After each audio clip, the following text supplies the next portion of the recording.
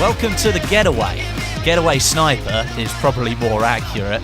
The footage you're watching, I recorded this morning on a Swedish server, was one of the 3 servers available for this DLC. And I say that with a very sad look on my face because of the 3 DLCs that we've had so far, the other 2 were Criminal Activity and Robbery, I would say this one is actually the best. And that's for various different reasons, but it puts a massive sad look on my face because I can't really play it as much as I'd want to, because there aren't enough servers on PC running it.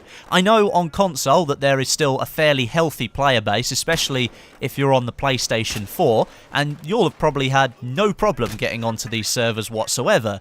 But like I said, this took me almost, well, over the course of the last 3 days since the DLC came out, I've struggled to get consistent gameplay on these maps, which is a really, really sad thing to say. But enough about not really getting into a game, and let's discuss why I think this DLC is the best of the 3 that have been offered so far.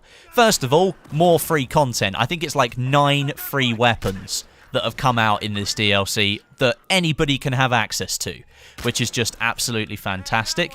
I have reverted back to the R700 just because I think that's the best sniper overall, but they do now have the 338 Recon as an option for snipers, and they've put the AWM but with a silencer on it and made it available for all classes. I'm not really sure why they do that, but I did say in a previous video, Hardline pretty much does what it wants to do. It's not your bog standard Battlefield game, and it's continuing that theme through this DLC. Of course, there are 4 new maps for us to play on, but I've only really got footage in this video of this map, which is called Double Cross. And if you couldn't tell, it's the border crossing between the United States and Mexico. And I really, really do like this map. It's not as flat as I thought it would be. There's a little bit more vertical gameplay in certain places. And I'm playing on Conquest, which in Hardline I would probably say now is the best game mode to play, just simply because you can get full servers playing it.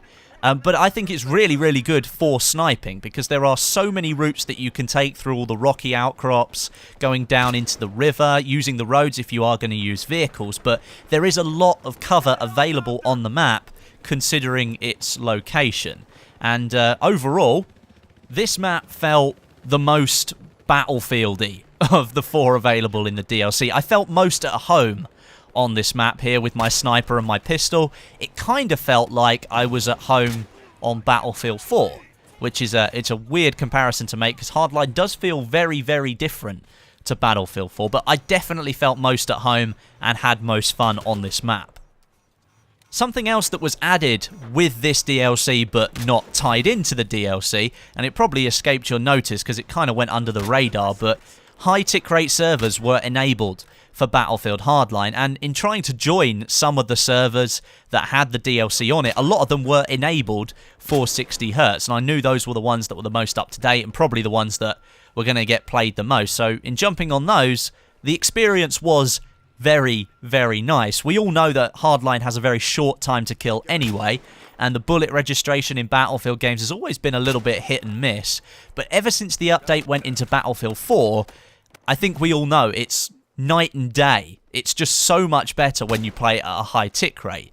And it's exactly the same here in Hardline. You have a really high bullet damage, so you want to make sure that each bullet is actually registering separately on a player.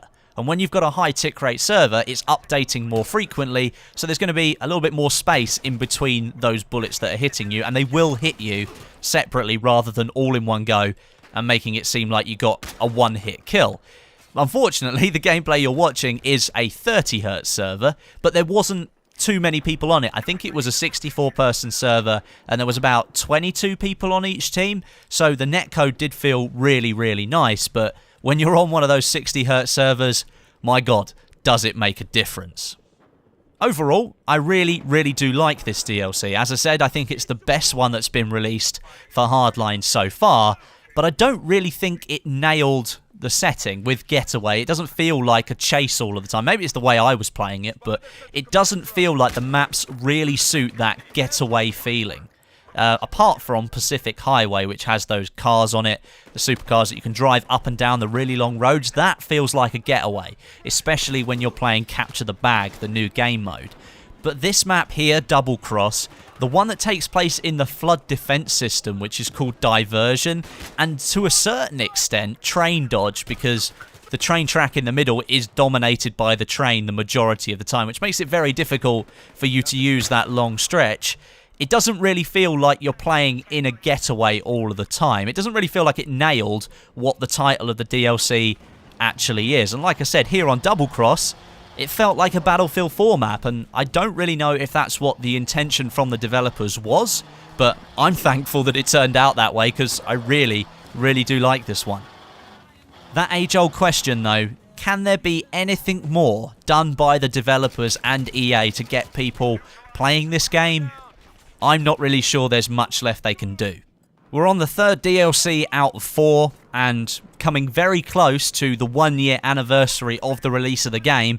That 4th DLC is probably going to come out within the next few months, and player numbers hover around 20,000. All this free content has been pumped into the game. Night maps have been created of DLC maps and given away for free to the community as well, and it's really failed to sort of boost the player numbers. Maybe there's just nothing left that the developers can do to bring players into this game.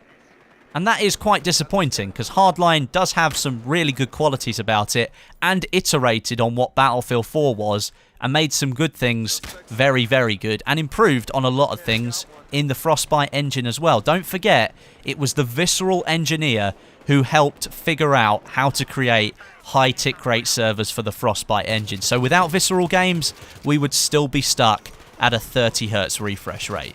They have contributed quite a lot to the Battlefield community in a short space of time, but their own game just failed to capture an audience. But thanks very much for watching. I hope you enjoyed it. Leave me some comments down below if you've tried the Getaway DLC. Give me some of your thoughts about it. Do you have similar ones to me, or is it something radically different? I don't know. But whilst you're down there in the comments, drop me a like as well. But until next time, my name is Westy, and I'll catch you guys in the next video.